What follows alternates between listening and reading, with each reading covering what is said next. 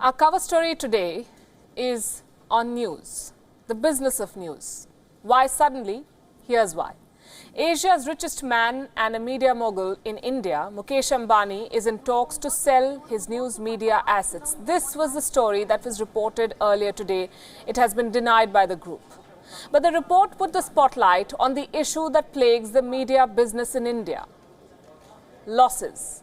The media business has been losing money across the board, and this is not only about this particular company or any particular company. This is the norm rather than the exception now, which shouldn't be the case given the size of this market.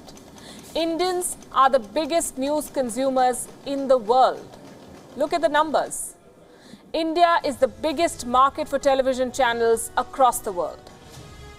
And this includes news channels as well. As of 31st October 2019, last month, there are a total of 910 private permitted satellite TV channels, 910 in one country. 387 of these channels are news channels. That's 42.5% of all the channels in this country. They are in the business of news. The largest percentage anywhere in the world. I cannot repeat it enough. As of 2018, nearly 200 million homes have televisions in India. That's 20 crore homes. Now, assuming that each family has 5 people, or there are 5 people living in one house, the TV market in India is 100 crore people.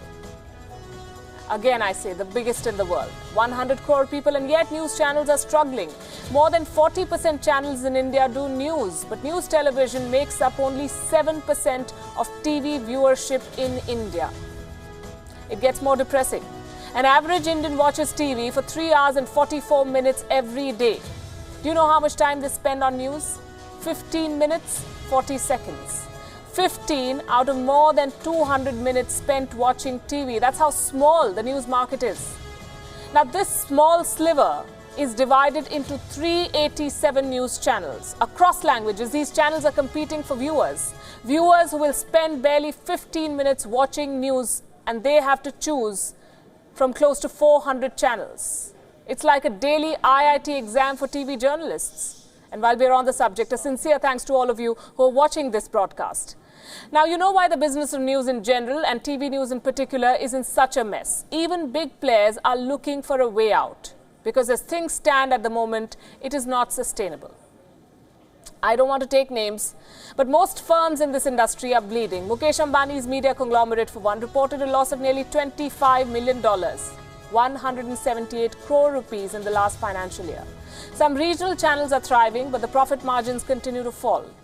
India's media industry is at a crossroads. They have made several attempts. Many of them are listed. Many of them have moved to the subscription model to improve the figures. But as things stand, none of these models have proven to be efficient.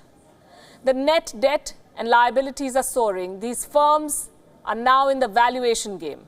Increase the valuation, sell off the assets at an opportune time. That seems to be the exit strategy. Here's the other challenge for them: the digital boom.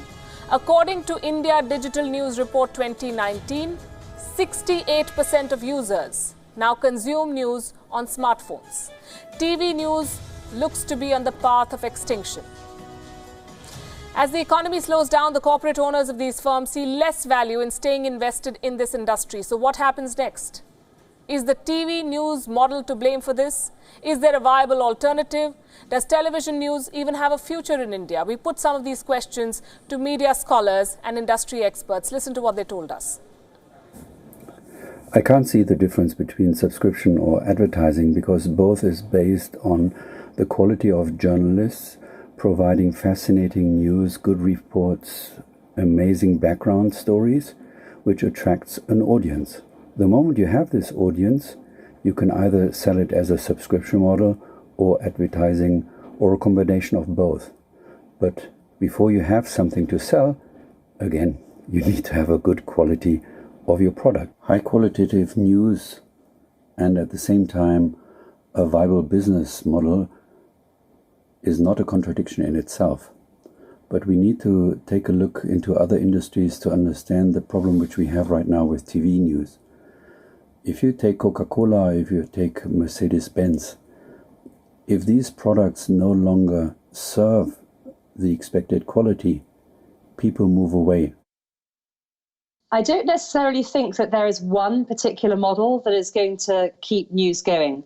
What we are seeing as Reuters is around the world, our clients are all working on several different models to try and ensure an economic stability through a variety of revenue sources.